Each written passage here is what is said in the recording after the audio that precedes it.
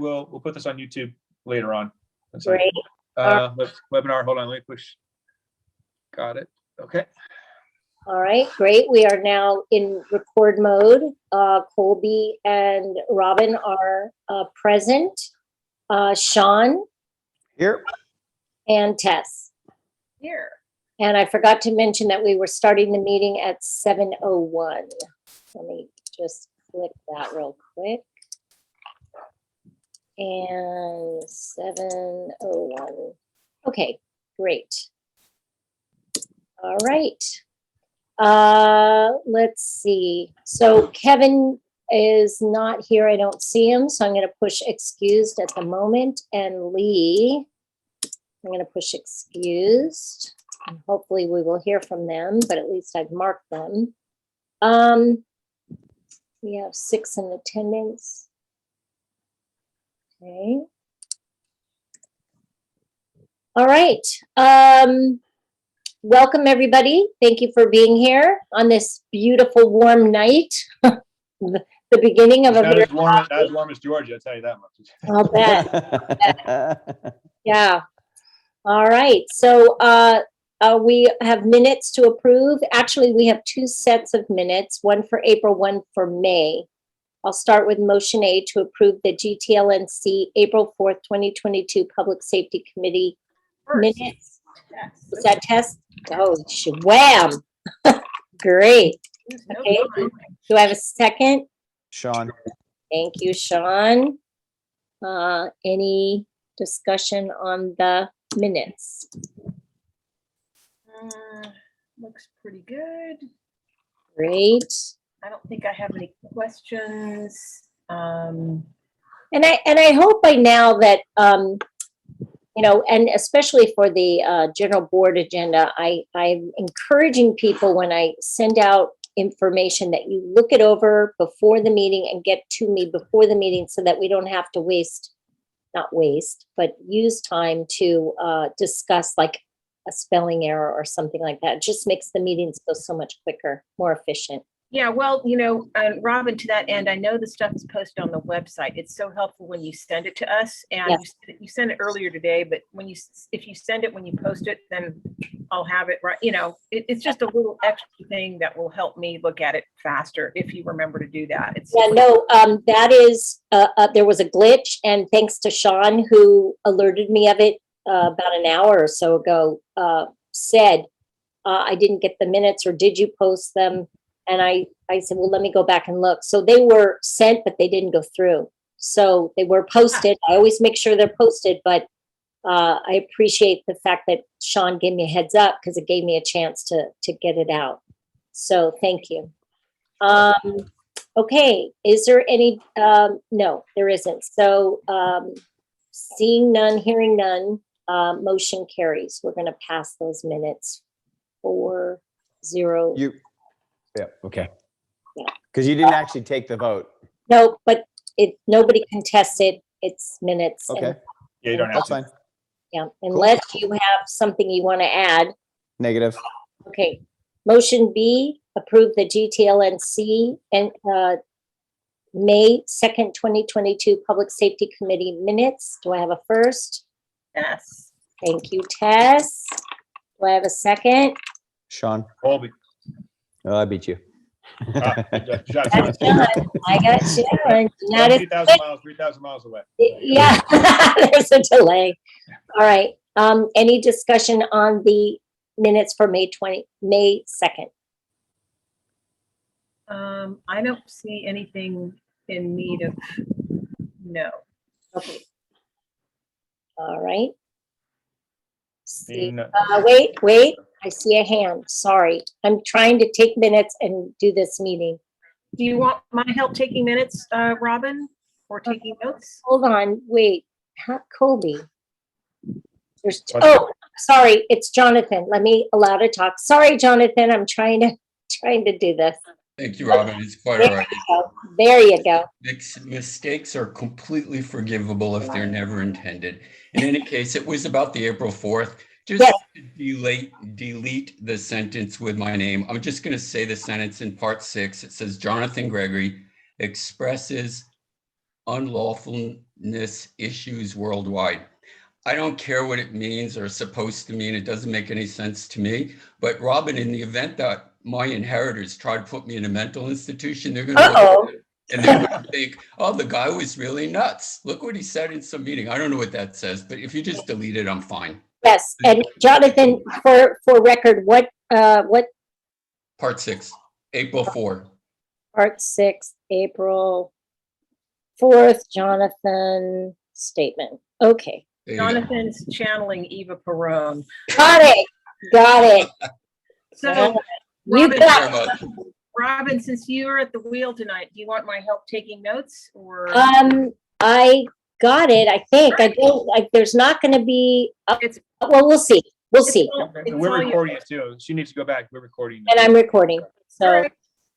Okay, so, seeing none other than Jonathan's, comment, seeing none, hearing none, motion carries. 4-0 Yeah, April 4th. That was April. for April 4th, yes, and also for May 2nd. 4-0. Okay, great. Public comment. Wait, I gotta move this over so I can see. Jonathan, do you have anything you wanna? I Yeah, do. okay. Can you hear me? Because I lowered Yep. my hand before. Yep. Okay.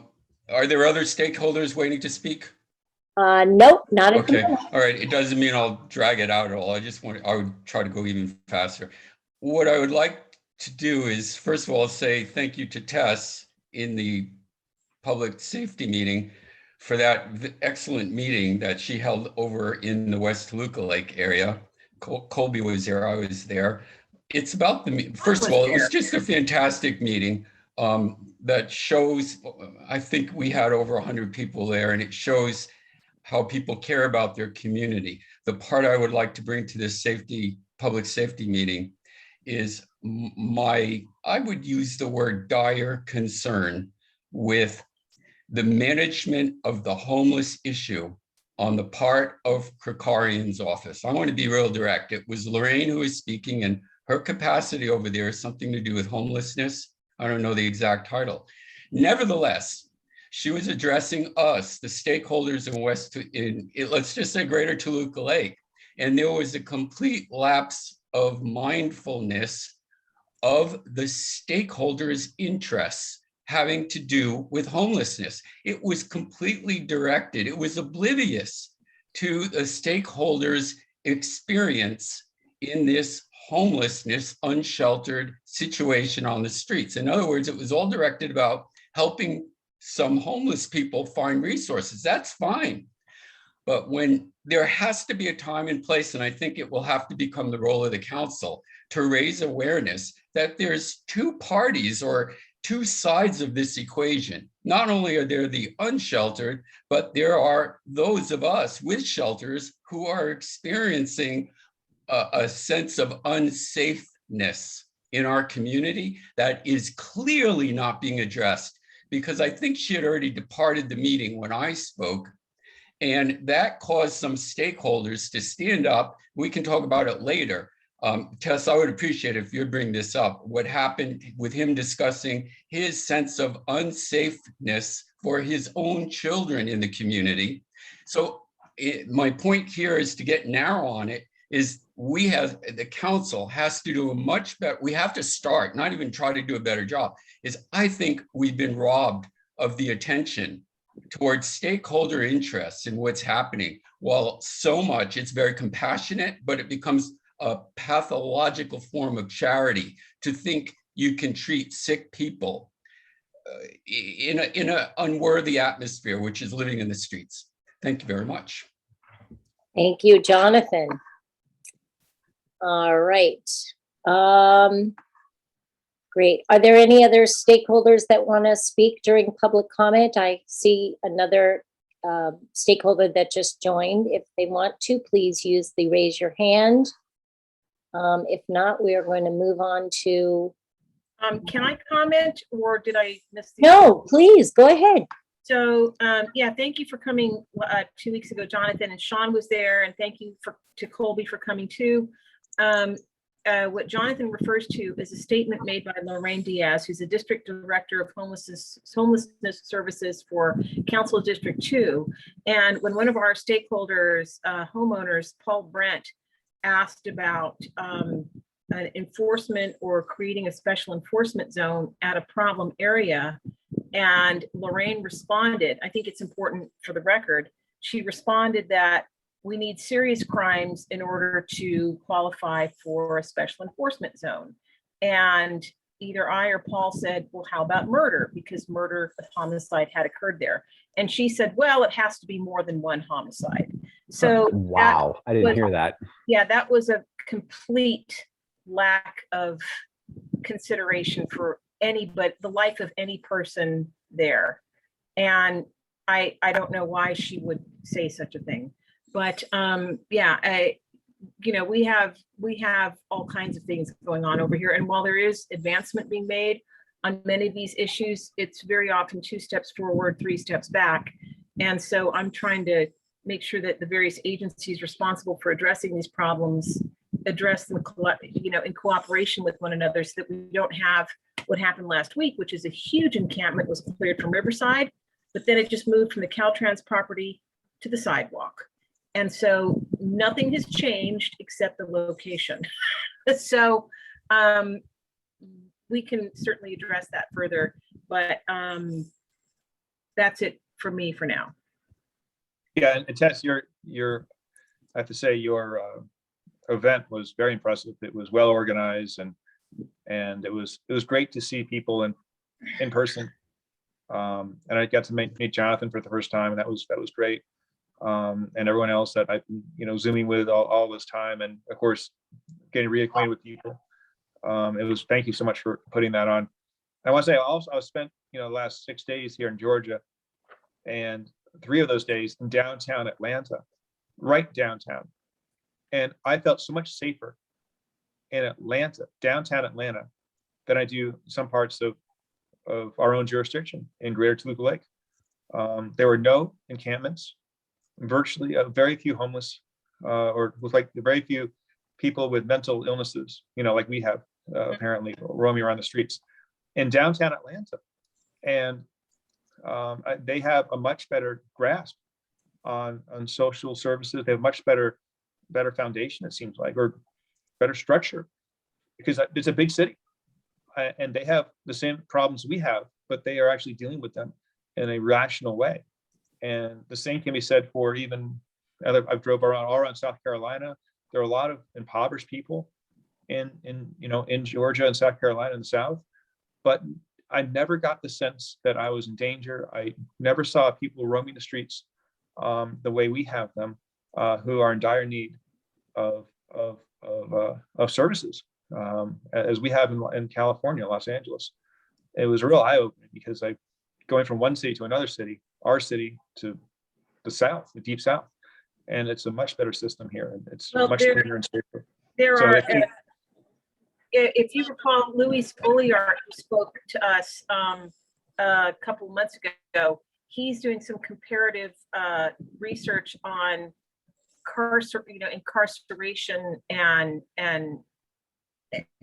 how systems compare with their success, with people coming out and recidivism and stuff like that. But anyway, it was really good to have you there a couple of weeks ago, Colby. And Robin, I know you've come out to support as well at a previous meeting, which I appreciate. I would emphasize that I think Jonathan is completely correct. This problem now lies squarely in Krikorian's lap, and it's a matter of political will, because I believe the resources are there to address this. Now it's just a matter if he will or not. And I intend to ask him. So. Yeah, well, it seems as though our powers that be above us literally seem to want to be nosediving our state or our city right into the ground, like as if a pilot is that controls an airplane, they're purposely trying to fly it right into a mountain. I don't understand. It's incredible. So anyway, I agree with you. Yeah, yes, I have attended one of these meetings at Tess's meeting, and Tess, I have to say you do a wonderful job managing the meeting and inviting the people to come. And I think for the neighbors that come, it is extremely informative. And I love the fact that I know you invite anybody who wants to come, but the fact that it's, within West Toluca Lake, it really is, it unifies that area, and it's great that you do that. So In-person meetings are important. I hope we'll return to them soon with the neighborhood council too. So thank you. I'm pushing for that. And Thank you. okay, so I don't see any other hands up, and we don't have any of our speakers from the community. So, and as far as Neighborhood Watch, I'm going to speak on that down below, which we're going to go to in a minute. So I don't want to speak on it twice. So regarding the Codicil incident, I don't know if many of you know about what happened about a week ago. There was a gentleman that was held up at gunpoint by a 16, apparently, I'm quoting, 16-year-old African-American kid who came up behind a gentleman waiting at the valet at Codicil at 1 o'clock in the afternoon, or maybe it was 2 when he was leaving. He was either there for a meeting at 1 or he was leaving at 2, but either way, he was held up at gunpoint. The kid stole his a couple of items, including a watch, a phone, a wallet, etc. And then I was told that it was kind of an afterthought. He asked the gentleman to pat down his pants, his legs. And so he took something else, maybe the phone at that point. The gentleman ran to his car because the kid jumped into a black BMW parked on the street and drove away. And the man raced to his car and found his laptop and I guess opened it up and was able to, possibly pull up, find my phone. But I think they'd already turned it off. I don't know what the details are, but it was very scary because it was in the middle of the day at a restaurant that we frequent a lot in this area. And then when I was talking to, because I know somebody who was actually there when that happened, and they were there when all the police presence came, and Curtis said that there's another department that's involved in this, so he has no update on it. But apparently there was another situation in Hancock Park, same kind of thing. Gunpoint, mother driving home with her 2 kids. This young person robbed the woman and then jumped into a black BMW. So they're saying to please, the man had a Rolex on. They're saying don't wear flashy jewelry right now. Don't flash things because there are people, I guess, that are maybe following people around. So that was one of the suggestions Officer Delbar gave us, was just try to curtail wearing fancy jewelry and items. So Colby, do you want to add anything to that? no, that's you said it. You said everything I understand to be true about that incident. Yeah, and like I said, it's not Curtis's area. They turned it over to another department. So hopefully we'll find out more about it. But just be aware of your surroundings. And the kid came up right behind the guy, so he never saw it coming. And Right. When we get down to the Gascon discussion, I'll mention, I'll say it now, but apparently with the whole Gascon situation, the gangs are enlisting the help of younger and younger kids because they're not going to be prosecuted as adults. So that could be maybe one of the ways that the kids are getting more involved. So that's it for Codicil. As far as the neighbor to neighbor block party, I have a question about that, Robin. I'm hearing about that for the first time now. Not that I know everything or that I need to know everything, but it is good to know, especially, I sent out a bulletin to our neighborhood last night about 2 possible prowlers, and I just say, so-and-so reports X, be on the lookout for blank, blank, and blank. I just share with them what I have. And so was that information disseminated by you, by any of the block watch captains, Robin? Okay, so because I'm the chair of the watch, anytime there's an incident, it comes to me, the watch captain. If like Sean or you or somebody has an incident on your block, you copy me so that I see the chain, so I can see what's going on, because it's helpful if somebody else is having an issue close by. You know about it, we know about it. Right. So my active watch captain contacted me, said this incident happened. I reached back and said, can you give me some more details, some more information? One of the neighbors on the block told me more information. And then I was able to reach out to find out more information, which I found out somebody who was actually having lunch there.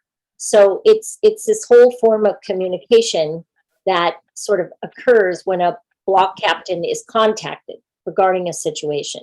So even a coyote on your street is an alert that we all would like to know. Oh, a coyote was seen on Moore Park and Foreman, which yesterday there was at 9 o'clock at night. Well, So I understand sort of the, the phone tree thing. And I would ask, or I guess request, that if it's something more serious like that, that maybe, if you loop me in, Robin, even though we're about a mile apart geographically or thereabouts. yeah, Because, we've got a lot of people in this neighborhood on the lookout too. And, maybe it could be at least helpful to prevent an incident.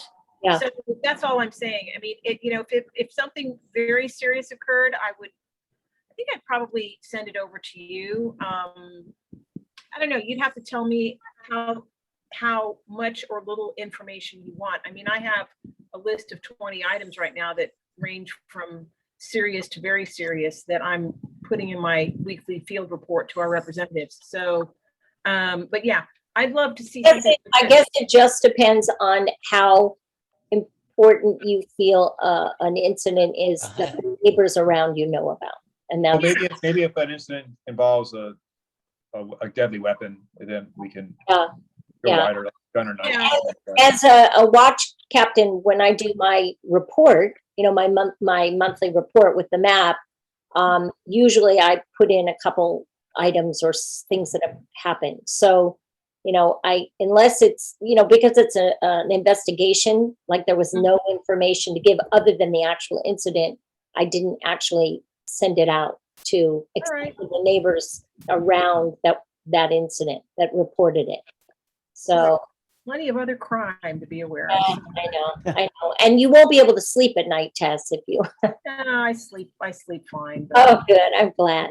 okay. Okay. So the neighbor to neighbor block party, that was the brainchild of Terry Herkner, who's the event coordinator for the HOA, reached out to the Neighborhood Watch and asked if we would put together a block party, like a community block party, which I thought was a wonderful idea because it gives my captains a reason to reach out to their neighbors, especially new ones. And so everybody was given a date and a window of time and given the permission to do whatever and however and how big or how small they wanted to hold an event. And it turned out to be an extremely successful event. When I was done with the one on my street, I drove around to see what was going on the other streets. And there were parties of 50 people. It seemed, I counted, there were like 50 people at several of these parties. So what was very obvious from the event was how many streets still don't have watch captains, because I got email after email from people saying, I live on this street and who's my watch captain? And I would go and look at the chart and there'd be no watch captain. So I'd have to say, there's a watch captain on the next block or 2 blocks up or whatever. And I contacted that watch captain and they were allowed to participate in the other block party. But what it really did was sort of make a cohesive day where everybody had a lovely time. And I talked to Sean. Sean said his was great. I talked to so many of the watch captains. Several people sent me photos.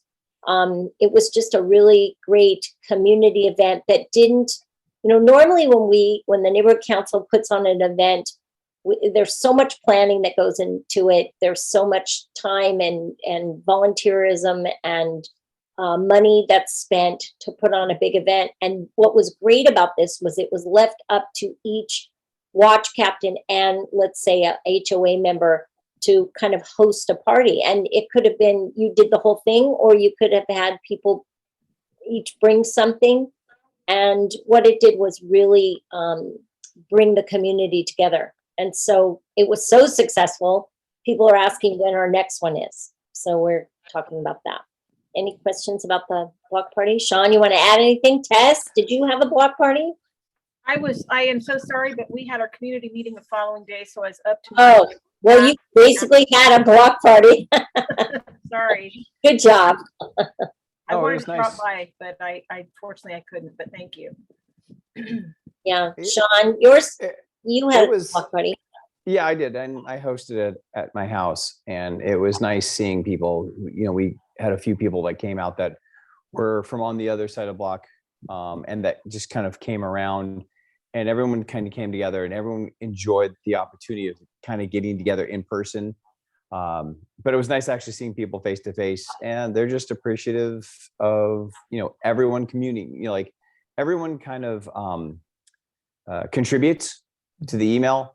We go back and forth, and like anytime I see something, let's say, like for example, if I see something in Tessa's neighborhood, I'll forward that information to her, and she does the same for me. If she, and so anytime I see any information that's going to affect us in our council, our neighborhood council, I'll then disseminate that information to anyone just so that they're aware of it. And so, like, I think if we're all kind of, like you said, like a phone tree, I think it helps, because if we all are activated, we can all then disperse that information, and then everyone can be aware. And that's kind of what I've been trying to propose. If you see something, say something. And that's what I'm getting back from all the feedback from the people that are on our block. That's great. That's great. But what's really great about having a block captain on your street is when there is anything, a loud bang, a coyote, why is the trash not picked up today? Having somebody you could reach out to that's not city sanctioned, which means you're going to get an answer almost immediately because everybody holds their phone in their hand all day long. It is very comforting to know that we can help each other as opposed to always waiting for the city to try to help us. But, I think, Sean, was it you? No. Yes, it was you. You helped one of my watch captains on Woodbridge find how to deal with a homeless issue, and you gave her the 311 phone number. Jessica. And I appreciated that so much, because I didn't see that message until maybe an hour later, and you had already taken care of it. So God bless you, Sean. You are just, I bow down to you, because you really come to the rescue so many times this week. Your name keeps coming up. So I appreciate it. Well, at least I'm trying anyways. Yeah. I mean, our watch captains right now are fantastic. I couldn't be more proud of the work that everyone's doing. So that's it. That's all I have to say about the block party. And that. Well, Robin, you did a wonderful job. I was amazed when I was driving around Tulip Lake that day, and I saw all these tables set up, and it was a very successful effort. It really was. And it was just a lot of fun. It was fun to be out again. I think people miss people. Yeah. Between that event that you organized and Tessa's event, it's been the last 6 weeks have been, it's been nice. Summertime and springtime and summertime. It feels like things are opening up. Hopefully it'll stay this way. I don't know. Must be tough going to all those parties, Colby. And Yeah. But it's all your parties. It's all Tess Taylor and Robin Allen. That's great. It's wonderful. All right. So we're going to move on to West Toluca Lake. Tess, we thought we'd throw it to you and see if there was Thank you want. West Toluca Lake, I started doing field requests, which I send to our various representatives. I make sure that everybody to every city agency, city, state, county agency that is responsible gets copied on this. And I got almost immediate results. So it took me a long time to put this together, because I wanted it to be super simple and readable. And it's a compilation of all of the 311 requests that are not handled, all of the Caltrans requests, and a couple of random ones that don't fall into one of those service categories. But because there's such overlapping jurisdiction, and I think that's one of the reasons why West Toluca Lake is more popular than I would like it to be for crime, is because of the geography, the wash that we have, the flood control channel, the embankments, and the areas that aren't that are ripe for encampments. So just a really quick summary of things that are going on. And yes, Sean, I really appreciate it when you send me these items. In fact, the one that you sent me yesterday is going to have a featured spot on this week's field report, Sean, the Citizen app.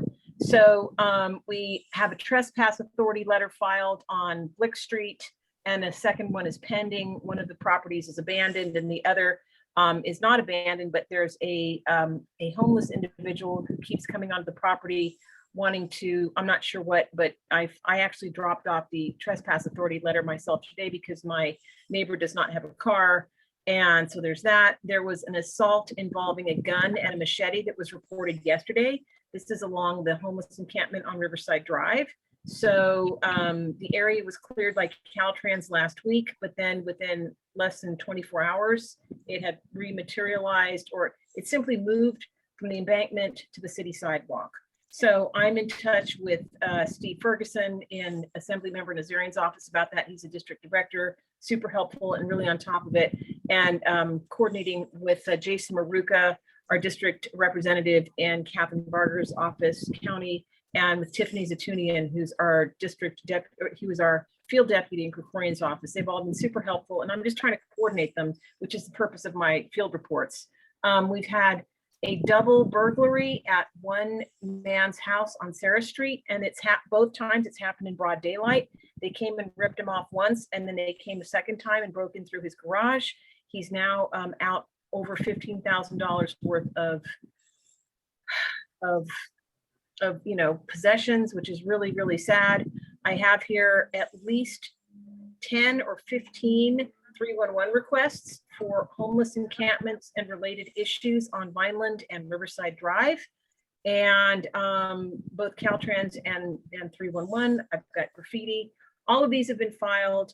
And we're still trying to get streetlight issues addressed. Multiple streetlights have been out for well over the 60-day limit that the Bureau of Street Lighting tells us is their time frame in which to address this. So I'm really I'm really on them about that, because as you pointed out, Robin, better lighting is going to make a big difference. So and also very, very good news, we finally have the Vineland Avenue, Sarah Street corner there, an easement that has finally been landscaped. That is, of course, the unfortunate location of the homicide on January 1st, but I think it started on the same day as our community meeting on May 23rd. And it's been properly landscaped now, and it looks really, really beautiful. I'm actually going to provide some before and after pictures to our representatives to thank them for that. And that's going to go a long way, I think, toward keeping that problem area from being such a problem. So that's a really good piece of news. And a number of the service requests are in progress. A few of the things have been handled, but it's also rather frustrating. Despite efforts, very often it's one step forward and two steps back. So I'm trying to really gain ground and keep ground. So that's it for me for West Toluca Lake. And anybody listening here who is on, in the area bordered by Camarillo, Vineland, and Riverside, or, within the vicinity, if you file service requests and you don't get a response, you should let me know, because I will include those on my field reports and they get immediate attention, which is really nice. Ted, is that landscaping at the side of the homicide? Yes. Is that landscaping the kind that would dissuade encampments in that area? I hope so. I mean, it was described as hardscaping when it was being, when we were told it was going to happen. But what is actually there now are irises, or looks like, California native plants and some, I think, rosemary. So it's not precisely hardscaping, but I don't know. It may not be finished yet. It looks really good. Good. Well, maybe if there's plants growing there, less likely someone is gonna set something up there. Yeah, that's the hope. That's good. Okay, thank you.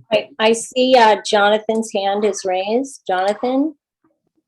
Thanks. Since before I speak about West Toluca Lake, a question, did we skip over that other part, or is Officer Delbar not with us? No, Not done tonight. he's on a bit of a leave. He Okay. had- Sure. Yeah. All right, so we didn't skip it, it just, all Is right. he okay, Robin? Yeah, he's good. He just, he had a baby. Another baby. Yes, yep. And he probably won't be joining us for 2 months. Okay, many babies. Okay.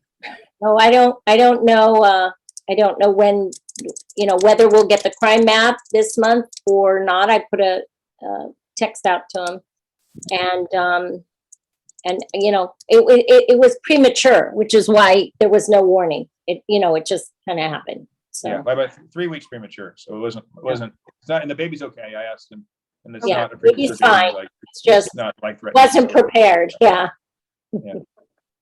Okay, go ahead, Jonathan. Okay, thank you. With that said, I'm just going to put it all together now that I know the order of the meeting. And there's a couple things that I didn't write them down, so I'll just use my brain the best I can. I'll probably forget. When Tess speaks again, Tess, there was an issue with somebody's children out of school. Maybe you should bring that up here, okay? You know what I'm talking about? Yes, that's, Okay. yes. All right. Apart from that, I want to mention to you that when I drove to LA, I got off on Cahuenga. It was in one of my writings, but when I got off now I'm going westbound on 134. I'm off on Cahuenga, which is pretty close to the village. It's about 50-50 from West Toluca Lake to the village area of Toluca Lake, Cahuenga. I go down the ramp on your left side, so that would be the south side. It's the north side of the freeway, but I'm exiting on the westbound lane. So just filthy, not a little dirty, nothing like that. Absolutely filthy. And then I get down to Cahuenga and I turn and there's crap under there and so forth. The rest of it, now leaving, I get on the freeway right near I think it's on the west side of McDonald's. So it's right around Vineland. There's a freeway entrance. Again, it's a prolonged entry where you keep going for like a quarter of a mile. But just so much trash. With that said, there's nothing to discuss. I just want to put it out here. Another thing I wanted to mention is what Robin was talking about and all of you, with a neighborhood party, a picnic. It's a block party. Block party. Block party. That part of living here in Toluca Lake, it's so important and we tend not to talk about it, but I just want to say that although I'm one that doesn't talk about it, I just think that's enormously important that people be encouraged to defy what's going on around them and continue on with the important part of life and building quality into it. So that's what that represents. And I can't begin to tell you how important I believe that is. It's just that we won't have a lot of conversations about that because mostly we talk about problems. Now, the next thing I would like to do is use my time. I went back into the LA Times. The reason I'm going to read this, it's a very short couple sentences. It's to affect how you feel. Okay, so I'm not wasting my time on talking, but I want you to hear this. This is from the LA Times. I took out a couple sentences, all right? Los Angeles, okay? Violent crime of all types through April 23rd, so that's a month ago, was up 7.2% compared to last year, with much of the increase from aggravated assaults and robberies, many of which involve firearms, according to police. Robberies are up 18.5% over last year. Property crimes through April 23rd were up 11.4% from 2021, with burglaries up 8%. Motor vehicle thefts were up 13.1% over last year and nearly 40% over 2020. Now, we've heard that in a lot of different types of things. Everything Officer Delbar tells us is congruent with that. But when you hear it, it's in LA. I went to, how's LA doing? What's it look like compared to the rest of the United States? Well, the fact of the matter is LA is not the worst city in the world, but Colby's absolutely right. There's a lot of cities like Atlanta doing a lot better than LA because they have more responsible social policies, okay? LA rates around Las Vegas and Phoenix in terms of overall safety, and it's into the cadre of cities considered unsafe, but at the entry level.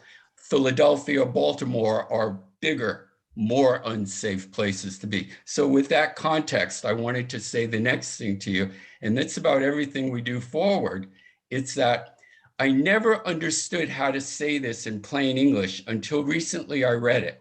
And here it is for you, is as our federal government and state governments become less and less prone to governing, more of the governance is being shifted to the local level. And that's exactly what I didn't understand how to say. It makes our neighborhood council more and more important that it starts sending out messages to city council to let them know when things are not working out, as a lot of these social policies were like some kind of a crazy house being tested. Tomorrow is a vote in San Francisco. Look into it a little bit. It's about Chesa Boudin, the equivalent of Gascon in San Francisco. I don't know how it'll go. Remember, San Francisco is one, if not one of the most progressive cities in the United States. Nevertheless, he's on recall. That's what that is tomorrow. So I don't know what will happen there, but we should pay attention. In any case, I think in West Toluca Lake, we see the forefront. We have to be on to Caltrans for the cleanliness and for securing their property. And we have to get onto Krikorian and make it real clear to him that there's not just the unsheltered whose interests are on the table. This is being overlooked, and this is something the neighborhood council can really have an effect on, is if it pursues Caltrans and it pursues Krikorian about stakeholder interests having to do with this unsheltered situation on the street. To me, we can't go brain dead on it, but I have a feeling more and more people are getting disaffected, and that means they just don't say anything. Thank you. Thank you, Jonathan. All Thanks, very, Jonathan. very important information. It's interesting, to that end, I've noticed that we did help, there was a lot of things that were cleaned up, but I've noticed that there's this new wave of transient population that seems to, it's like they're the next level, like it's the next level of transit. There's people that I've seen across the street from my house that were legitimately smoking crack.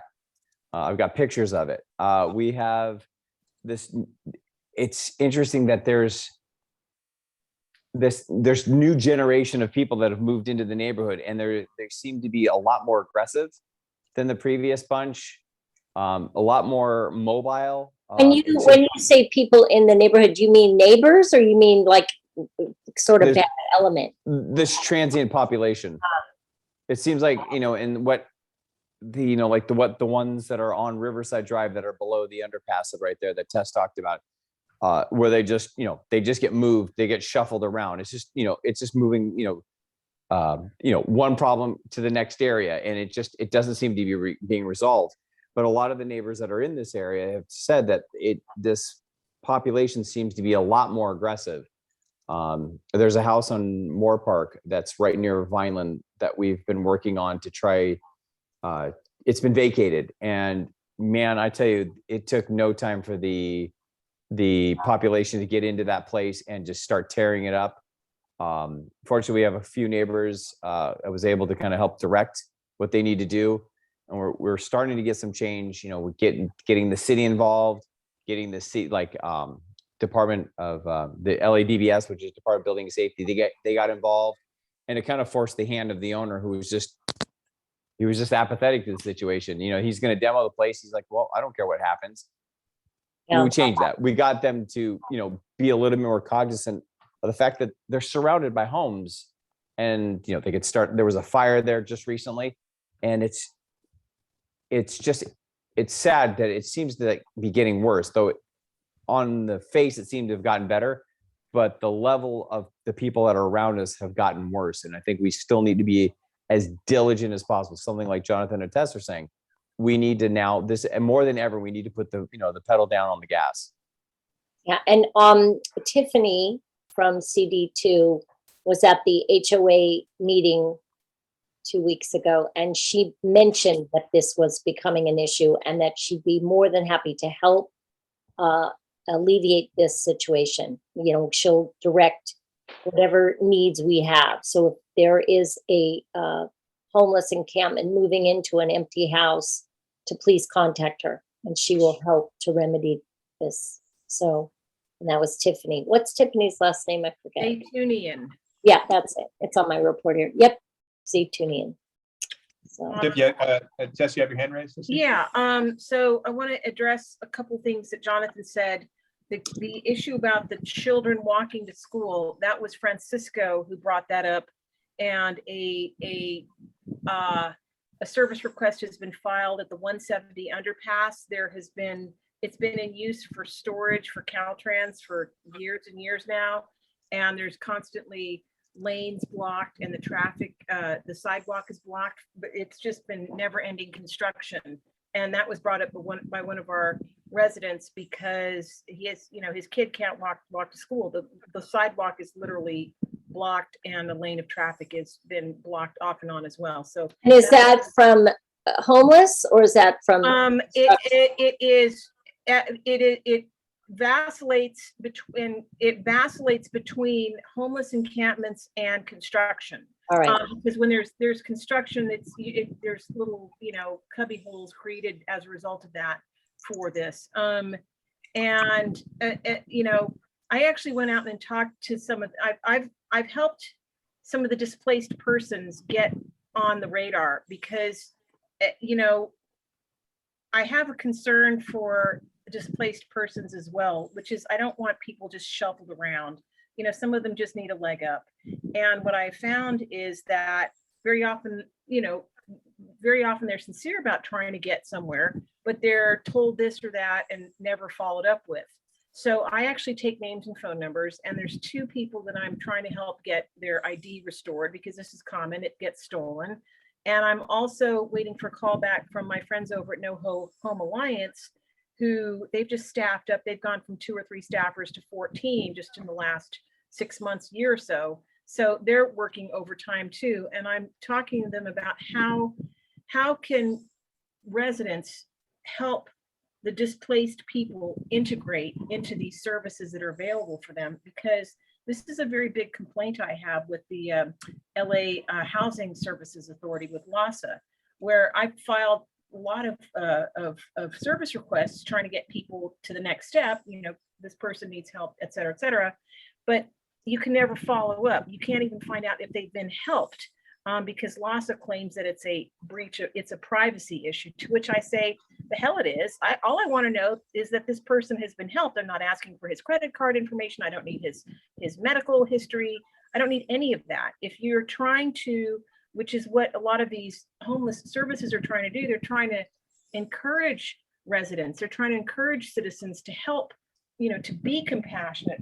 Well, when in fact we are, and we don't see whether there any result is netted from that, then what's the point? So I now have taken to just taking down people's phone numbers, and I check in with them and see what's happening. And as a result, I've been able to, you know, advocate on their behalf. And because they don't know who to call, but usually I can, if I don't know, I can find out. And so this has been helping. I'm moving people along. And just today in the park, not to, you know, drone on too long here, but I was walking my dog and a guy there said hello and recognized me. I didn't recognize him. Turns out he got clean a year ago. He was a heroin addict. And I finally, when he told me, you know, describe himself, I remembered him from quite some time ago, and he's clean and sober now. And I said, well, congratulations. I mean, can you talk to other people about this and tell them how you did it?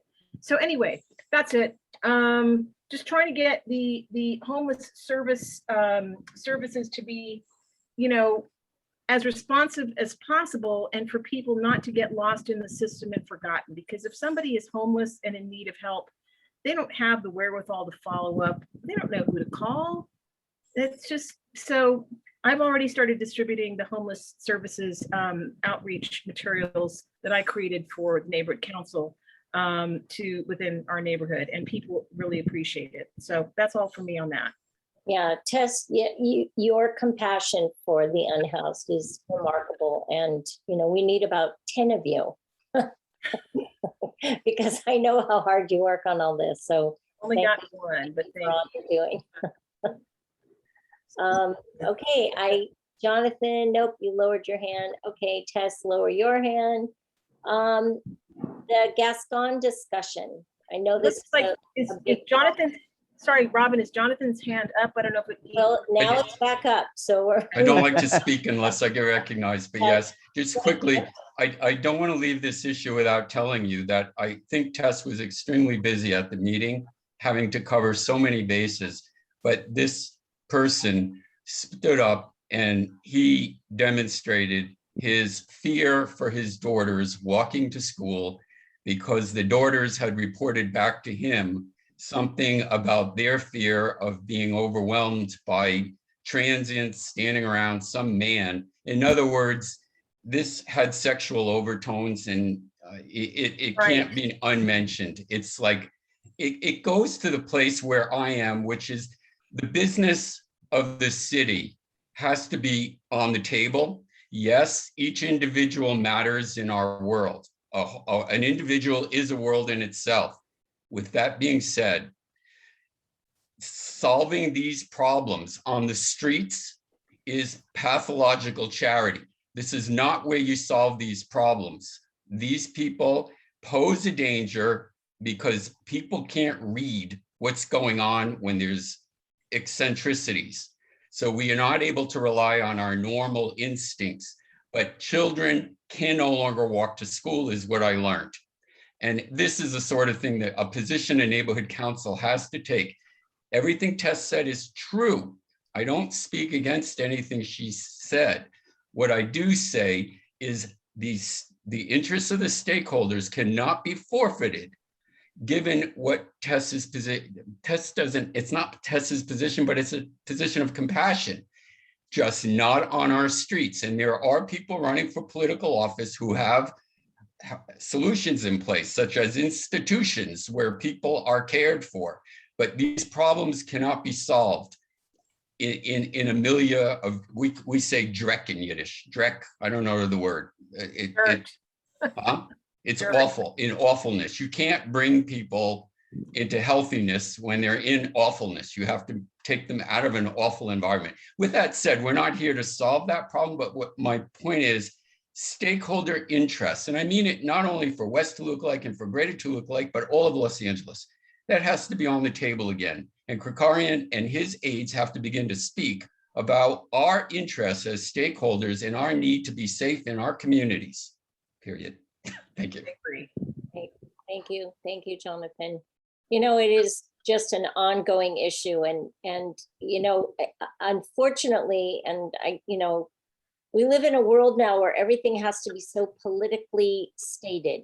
You cannot state how you really feel. You can't show any fear. You can't, if you say you're in fear of your life, they say you're insensitive and that you're not compassionate.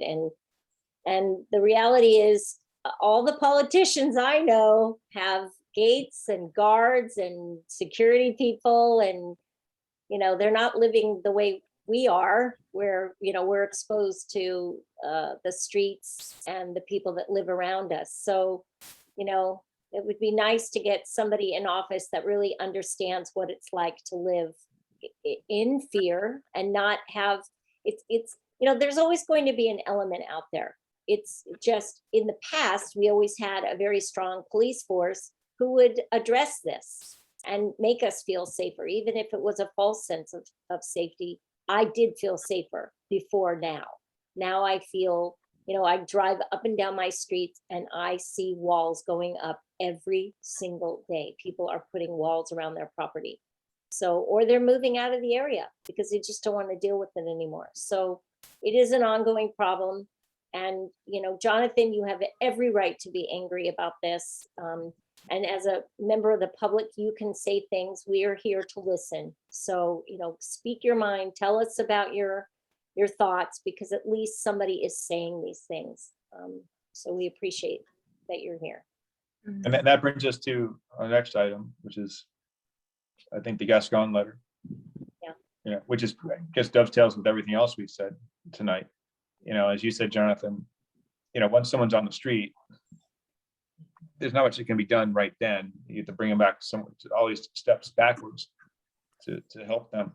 And it's, we're just dealing with the fallout from decisions that are made, up in early Sacramento, maybe in the United States itself. So, as what I'm learning is, we discussed at the general board meeting, is that it might be best that we don't, mention Gascon, a letter of no confidence about him, but rather about the policies he's introduced or implemented or inflicted upon, us in Los Angeles. So when I get back, we're gonna, I can talk about that over the phone, or we can meet and talk more. We'll talk more about it at the exec meeting also. I think we should. It's our job and it's our responsibility to stand up and regarding crime, which is the biggest issue. And crime is not just, one thing about reporting it and what we're doing. We're doing what we should be doing at a local, small level. But I think it's going to take a lot more to reach above our heads and climb up a little more and get the attention of other people who can really change these laws and maybe recreate institutions. It needs to be a better place for these people. Again, I go to other cities, and big cities, I don't see these problems. I see a strong police force. I see a respect for the law. I don't think there's any respect for the law. So I don't really understand the big picture of why this is happening to us. Why these why we're living in this kind of state or the city where laws and our common sense isn't followed. Well, and I don't also, understand. So, but again, it's not, for the it's first time in history, I shouldn't say history because I don't know how long, but for the first time in a very long time, according to the police force, policemen are not encouraging their children to become policemen. So Yeah. there's been a huge drop in enlisting.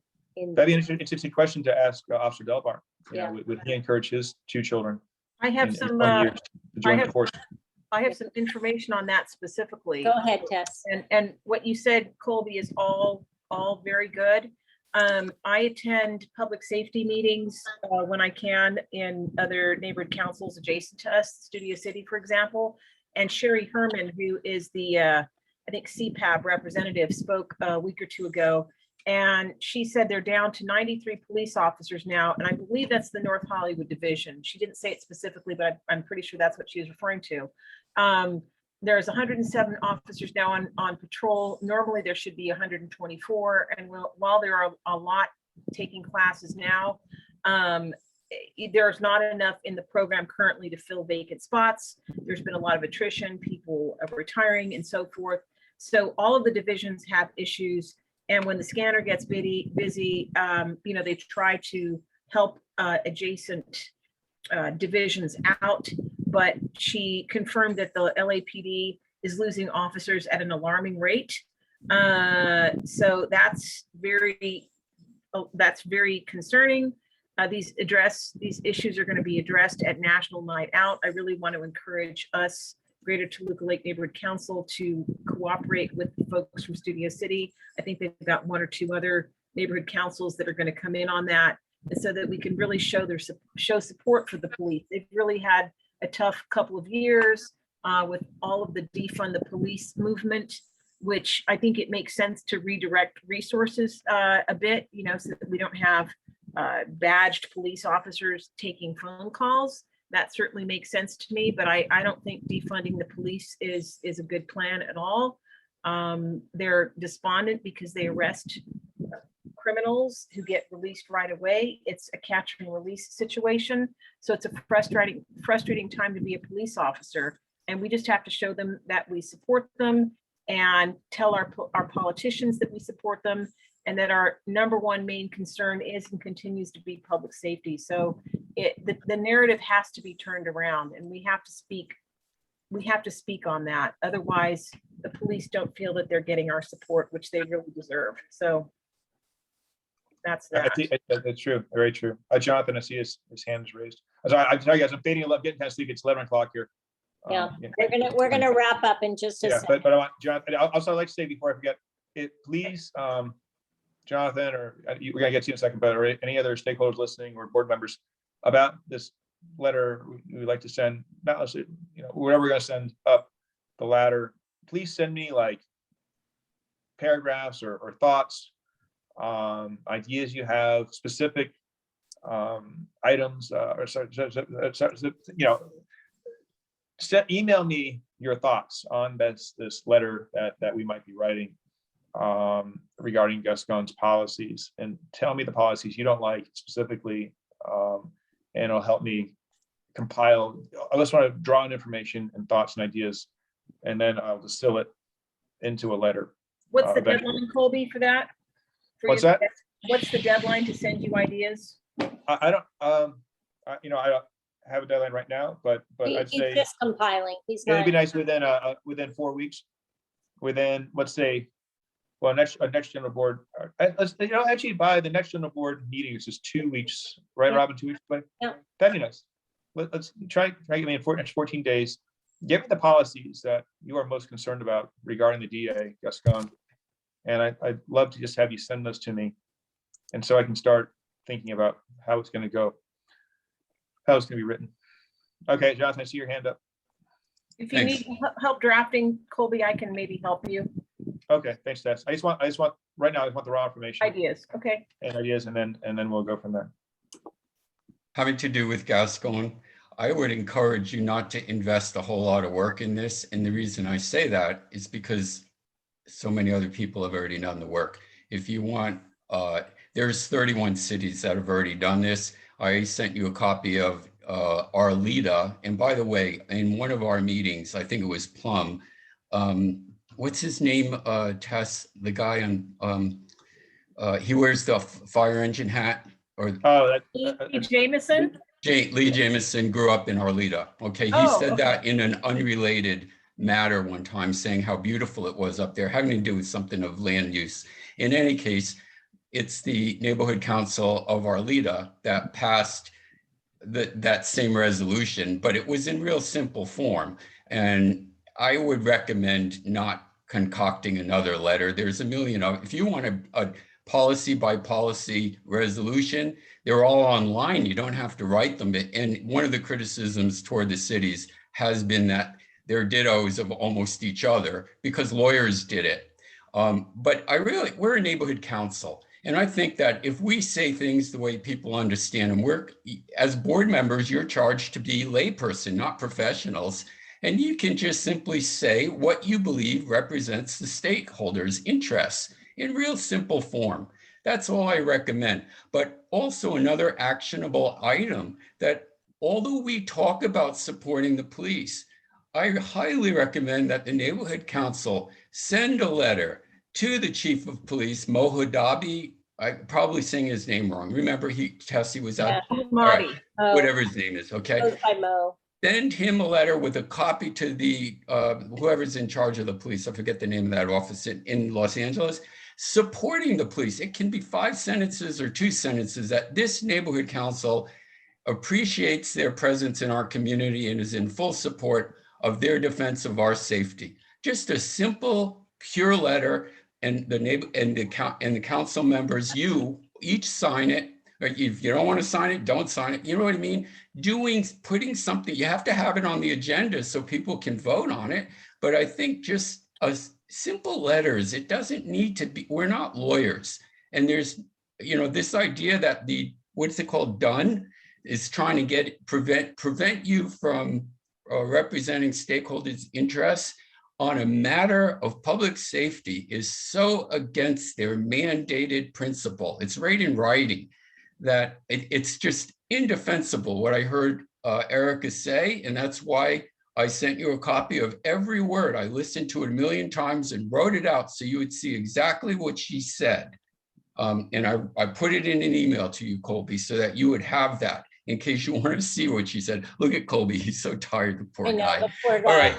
Anyways, those are the 2 things I recommend is get it on the next meeting is a letter, at least a letter gives people something to gravitate on and to fix. as opposed to open discussion. I just think having the actionable item on every agenda is the best place to start. So if it doesn't, you don't lose anything if you vote not to do it, but at least you have something on the agenda to fix and bring toward action. Thank you. Thanks, I think John. that's a really good idea, Jonathan. I think that's a really something, good idea. I mean, I, with what Colby said, I think, especially with, again, my concern with telling us, like when Dunn said that we shouldn't do that. And then there was that kind of like offhanded threat that, if you guys do this, that was really actually kind of concerning. But I think, Jonathan, a letter of support to, letting everyone know that we are concerned with how well the police are doing their job, or as well as they can, given the circumstances. I think it's a genius idea.